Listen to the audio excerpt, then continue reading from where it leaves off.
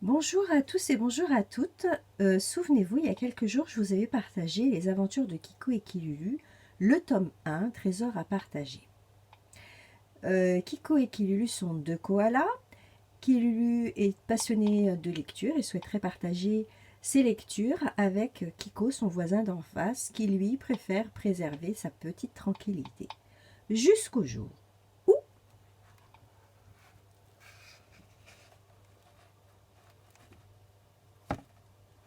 Kiko, comme à son habitude, mange et mange des feuilles d'eucalyptus, tant et si bien qu'il finit par avaler de travers, manquant de s'étouffer. Il tousse sans s'arrêter, en devient rouge écarlate. Kilulu l'entend. Sans laisser place à la panique, elle accourt pour secourir Kiko, qui finit par cracher le morceau de feuille coincé et reprendre son souffle. Kilulu prend son livre de la princesse qui délivre le village des griffes du dragon et commence sa lecture.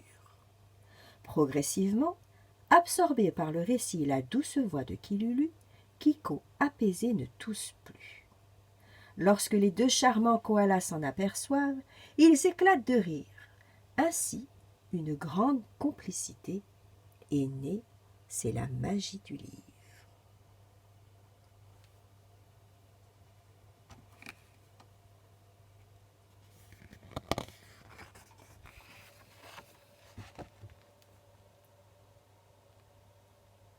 Depuis ce jour, ils ne se quittent plus. Kiko, Kilulu, a fait découvrir le plaisir de la lecture à son ami Kiko. Elle lui apporte chaque jour un nouveau livre pour une nouvelle aventure. Kiko est fasciné par toutes ces histoires, si différentes, parfois gaies, parfois tristes, mais toujours aussi passionnantes. Ils sont très heureux de vivre ensemble, tous les jours, de belles histoires d'aventure, jusqu'au jour où Kilulu n'est pas venu comme à son habitude un livre sous le bras. Puis les jours passent et se ressemblent. Kiko ne comprend pas. La présence de Kilulu et ses livres lui manque. C'est bizarre. Peut-être est-elle malade. Pour en avoir le cœur net, Kiko se rend chez son ami.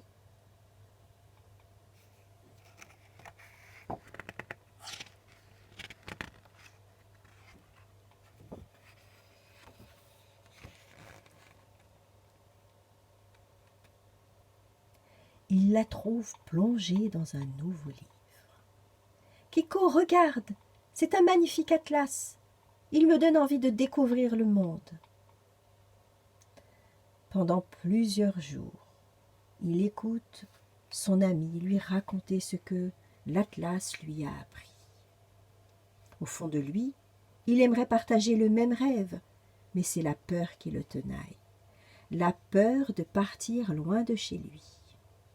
Kilulu a décelé la crainte de son ami. « Nous partirons avec nos livres qui nous aideront. Je veux découvrir le monde avec toi, Kiko, dit-elle avec ses grands yeux suppliants. Kiko est touché par ces paroles.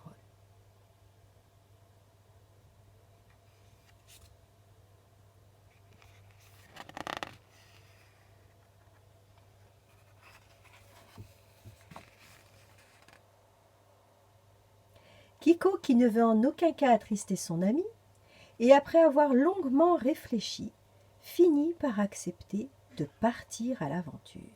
« Nous partirons demain matin, dit-il en serrant Kilulu dans ses bras.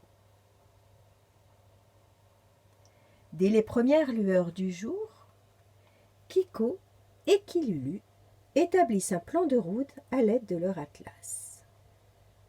Ils partent chargés d'un sac de provisions, d'une boussole, d'un appareil photo et de leur fabuleux trésor, les livres. Ils quittent leur forêt au sud-est de l'Australie, à Lake plus exactement, en partance vers le nord. Après 2 bonnes heures de marche, ils s'arrêtent pour reprendre des forces et en profitent pour admirer le paysage qui les entoure.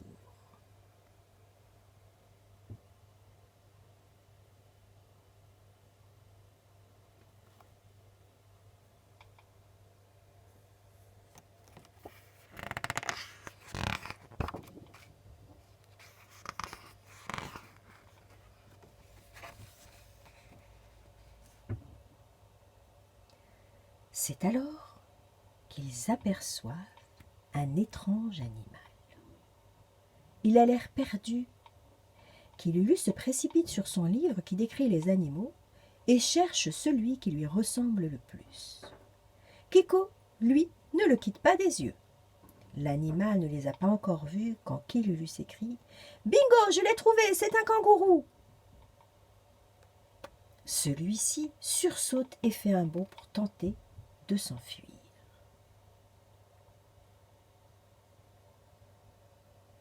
Kiko fait alors un geste calme et rassurant vers le petit kangourou qui a l'air complètement désorienté. « Attends, ne t'en va pas. Nous sommes des koalas. Voici mon ami Kilulu et moi c'est Kiko. Et toi, comment t'appelles-tu »« Je m'appelle Kangi, » répond le petit kangourou en pleurant. Kiko et Kilulu s'approchent doucement pour le réconforter. « Mais pourquoi pleures-tu ainsi ?» demande Kilulu. Alors Kangi explique qu'il a perdu ses parents. « Ne t'inquiète pas, nous allons t'aider à les retrouver. »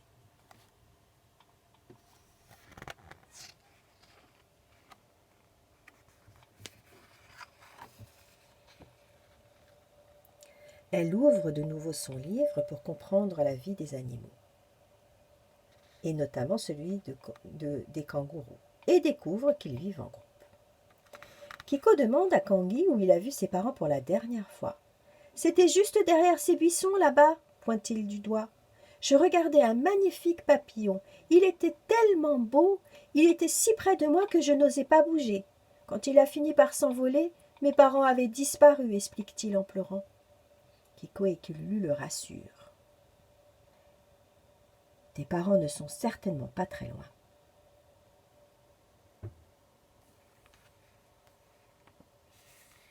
Nous devons aller vers le nord. Kiko saisit la boussole afin de connaître la direction à suivre. « Allons, ne pleure plus, Kangi, » lui dit Kilulu. Kiko et Kilulu demandent à Kangi s'il pense pouvoir les porter sur son dos. « Car nos pas sont bien trop petits pour pouvoir rattraper rapidement ta famille, alors que tes sons sont géants. »« Bien sûr, » répond fièrement Kangi, déterminé à être dorénavant courageux et de ne plus pleurer. Il sait qu'il retrouvera sa famille, puisque maintenant, il n'est plus tout seul.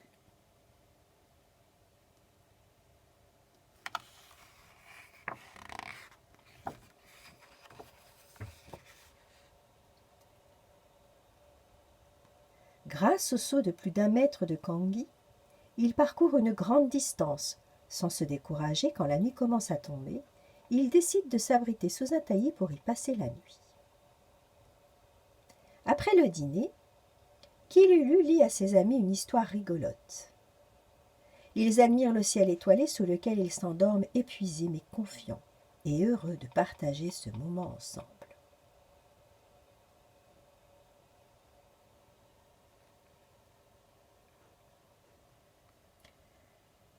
Au lever du soleil, nos 3 amis reprennent la route. Soudain, au milieu de la journée, une voix lointaine portée par le vent appelle Kangi. Est-ce la fatigue qui lui fait entendre des voix ou est-ce vraiment sa mère qui l'entend? Il crie de toutes ses forces en sautant dans la direction de la voix. « Je suis là, maman, maman, je suis là !» Sa persévérance finit par payer. Sorti d'un buisson, sa maman se dresse d'un bond devant lui. « Enfin, je t'ai retrouvé, mon petit Kangi !» Elle lui explique qu'elle avait poursuivi son chemin, pensant qu'il était avec l'un des membres de la famille. Quand elle s'est rendue compte de son absence, elle a rebroussé chemin. Kangi lui présente ses amis, Kiko et Kilulu, sans qui il ne serait pas dans les bras l'un de l'autre.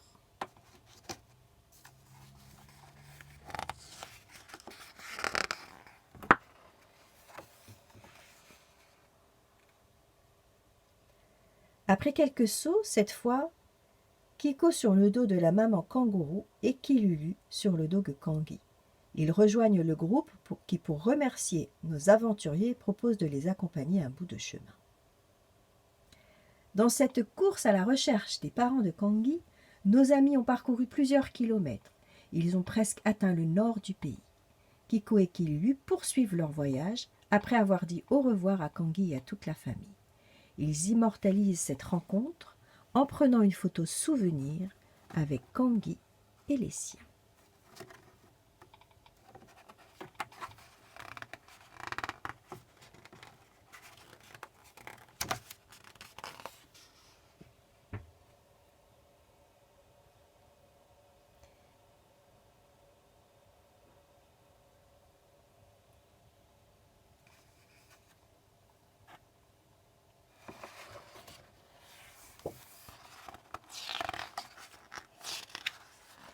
Le livre est parsemé de petits mots en bleu, un peu plus difficiles, avec un lexique à la fin, un lexique illustré.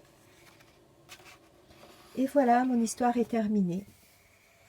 Nous poursuivons les aventures de Kiko et Kilulu avec prochainement la sortie du 2e tome.